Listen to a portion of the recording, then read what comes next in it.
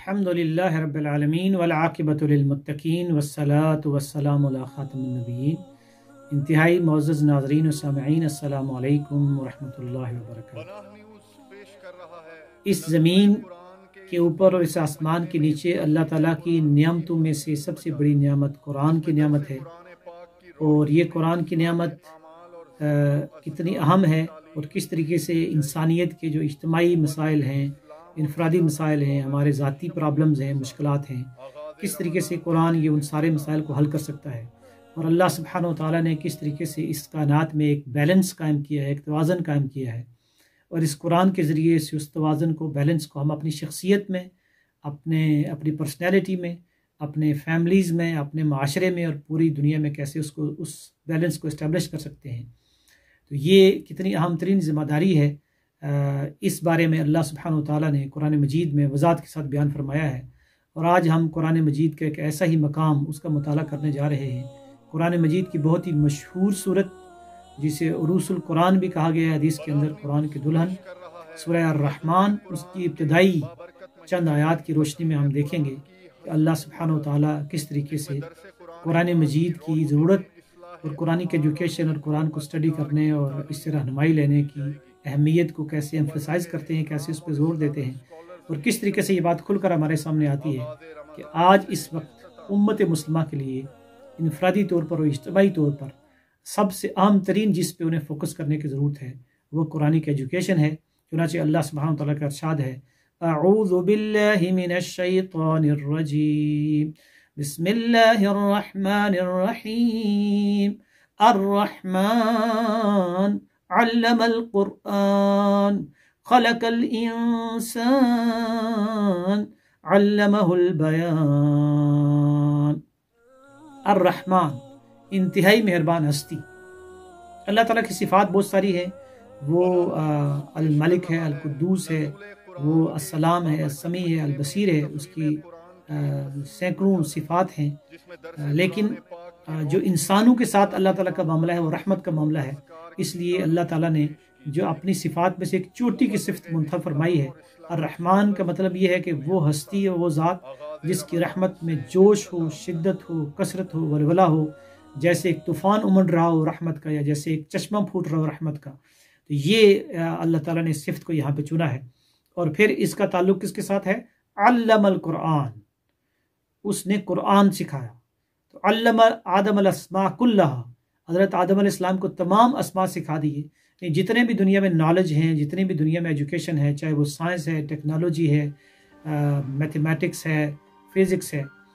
وہ ساری کی ساری چیزیں اللہ تعالیٰ نے ہی سکھائی ہیں۔ انسان کے اندر وہ پوٹینشیل رکھا ہے، اس کو سماعت، بصارت اور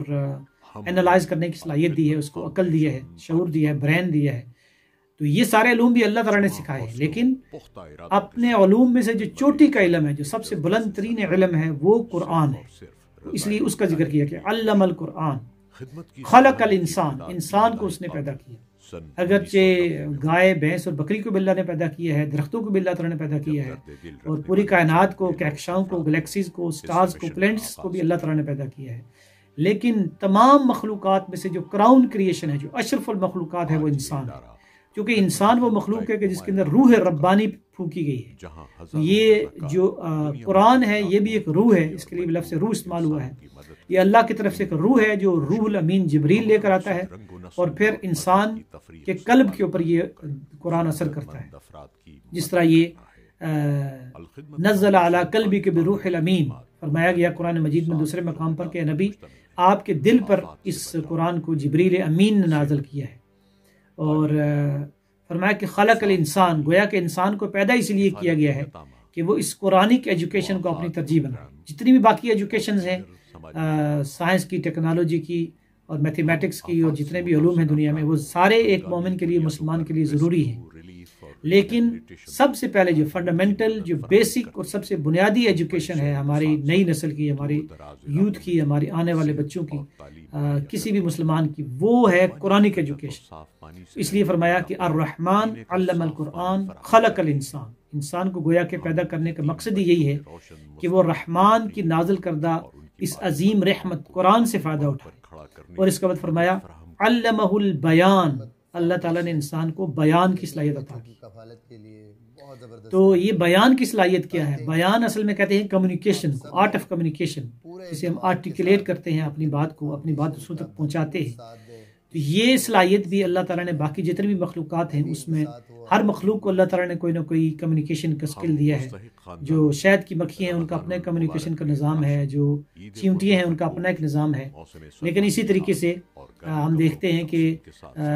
باقی پرندوں کا اپنا ایک کمیونیکیشن کا نظام ہے، جانوروں کا اپنا ایک نظام ہے. آواز تو سب کو دی ہے، گائے بھینس اور بکری وہ بھی آوازیں نکالتے ہیں اور کمیونیکیٹ کرتے ہیں. لیکن جس لیول پہ انسان کمیونیکیٹ کرتا ہے کوئی اور مخلوق اس لیول پہ کمیونیکیٹ نہیں کرتی، اس لیول پہ وہ بیان نہیں کر سکتی. بیان اب کیا ہے؟ بیان یہ ہے کہ سماعت اور بصارت، یعنی اپنے کانوں سے سن کر، آنکھوں سے دیکھ کر، اسی طرح جو ایکسپیریمنٹ کر کے ٹچ کرنے کی، اور اسی طرح جو باقی 5 سینسز اللہ تعالیٰ نے انسان کو دیے ہیں، ان ساری صلاحیتوں سے یہ جو ابیلٹیز اور اللہ تعالیٰ نے فیکلٹیز انسان کو دی ہیں، ان کو استعمال کر کے جب انسان ایک ڈیٹا اکٹھا کرتا ہے اور پھر اس ڈیٹا کو انالائز کرتا ہے اور اس میں سے رزلٹ نکالتا ہے جسے ہم سائنٹیفک میتھڈ کہتے ہیں، اور پھر اس رزلٹ کو جب وہ بیان کرتا ہے تو اس کے لیے جملے کی ترتیب وہ دیکھتا ہے اور وہ اپنے بیان میں پھر وہ بات دوسروں تک پہنچاتا ہے، اس کو کمیونیکیٹ کرتا ہے، اور اسی سے انسانی جو نالج ہے وہ آگے ترقی کرتا ہے. یعنی یہ بیان انسان زبان سے بھی کرتا ہے لیکن قلم سے بھی اس بیان کو کرتا ہے، اور پھر وہ نالج قلم کے ذریعے سے پریزرو ہو جاتا ہے. جیسا کہ پہلی وحی میں فرمایا اقرأ بسم ربک الذی خلق خلق الانسان من علق اقرأ وربک الاکرم الذی علم بالقلم. تو وہاں بھی کہا گیا تھا کہ پڑھو، اور وہاں بھی ظاہر ہے کہ جو علم سب سے پہلے بنیادی ضروری ہے وہ قرآن کا علم ہے، اور قلم کے ذریعے سے اس بیان کو پریزرو کیا جاتا ہے. تو یہ بیان کس سے صلاحیت اور صفت جو انسان کو دی گئی ہے، یعنی سینکڑوں قسم کے مسلز ہیں انسان کے چہرے کے اوپر جس میں سے وہ ڈیفرنٹ سینکڑوں قسم کے ایکسپریشن دے سکتا ہے. اور یہ کمیونیکیشن کے اندر جو ہے نا وہ یہ بہت ہی مفید اور معاون ثابت ہوتے ہیں. اسی طرح جیسچرز ہیں، ہماری فزیکل جو جسے لینگویج ہے، جسے ہم کہتے ہیں کہ ہماری زبان اور ہاتھوں سے کے بجائے کے ساتھ ساتھ ہم اپنے اشاروں سے بھی جیسچر سے بھی کمیونیکیٹ کرتے ہیں. یہ بیان کی صلاحیت اللہ تعالیٰ نے انسان کو دی ہے. تو یہاں پر اس بات کو بالکل واضح کر دیا کہ انتہائی مہربان ہستی نے تمہارے لیے یہ اس بیان کو اس نے تمہیں دیا ہے، اور اس بیان کی صلاحیت اسی سے انسان دیکھیں ایک بہت اچھا ڈاکٹر ہو، لیکن اگر وہ اپنی بات سمجھا نہ سکے مریضوں کو تو مریض کہے گا کہ اس کو تو کچھ پتہ نہیں ہے. ایک بہت اچھا انجینئر ہو لیکن اگر وہ اپنے آپ کو کمیونیکیٹ نہ کر سکے، واضح نہ کر سکے، تو وہ اچھا انجینئر نہیں کہلائے گا. اچھا ٹیچر وہ نہیں ہوگا کہ جو اپنی بات کمیونیکیٹ نہ کر سکے، اپنی بات پہنچا نہ سکے اپنے اسٹوڈنٹس تک. تو کمیونیکیشن ایک ایسا اسکل ہے کہ پیچھے جتنی بھی ڈگریاں ہوں، ڈگریوں کے ڈھیر ہوں، اور جتنا نالج بھی ہو بے شک، لیکن اگر انسان کمیونیکیٹ نہیں کر سکتا، اپنی بات کو بیان نہیں کر سکتا، اس کو دوسروں تک پہنچا نہیں سکتا، تو وہ کامیاب انسان کسی بھی شعبے میں نہیں بن سکتا، چاہے وہ وکالت ہو، چاہے وہ ٹیچنگ ہو، چاہے کوئی بھی پروفیشن ہو. فرمایا کہ ہاں یہاں یہ واضح کر دیا کہ الرحمن علم القرآن خلق الانسان علمہ البیان. 4 آیات میں اللہ سبحانہ وتعالیٰ نے پوری انسانیت کے لیے جو ایک بنیادی اصول ہے وہ بتا دیا کہ انسانیت کے انفرادی اور اجتماعی مسائل کا حل اسی قرآن کے اندر ہے، اور انسانوں کو، پوری نوع انسان کو، اور خاص طور پر مومنین مومنات کو، مسلمانوں کو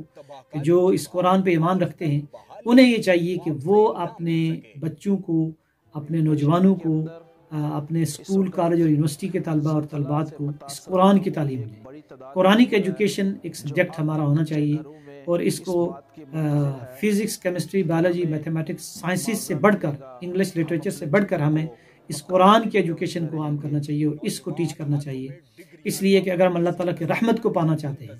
اللہ تعالیٰ کے فضل کو حاصل کرنا چاہتے ہیں، اور اس کے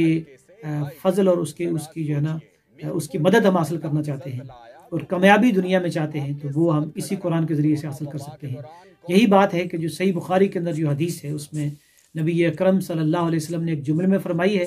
اور یہ حضرت عثمان بن عفان رضی اللہ تعالیٰ عنہ سے یہ روایت ہے. ان عثمان بن عفان رضی اللہ تعالیٰ عنہ قال قال رسول اللہ صلی اللہ علیہ وسلم خیرکم من تعلم القرآن وعلمہ. تم میں سے بہترین وہ ہے، تم سے سب سے اعلیٰ ترین وہ فرد ہے کہ جو قرآن سیکھے اور دوسروں کو سکھائے. تو اللہ تعالیٰ سے دعا ہے کہ وہ ہمیں قرآن حکیم کی اس نعمت کی قدر کرنے کی توفیق عطا فرمائے، قرآن کی ایجوکیشن کو اپنے پورے ایجوکیشنل سسٹم کے اندر اور اپنے ذاتی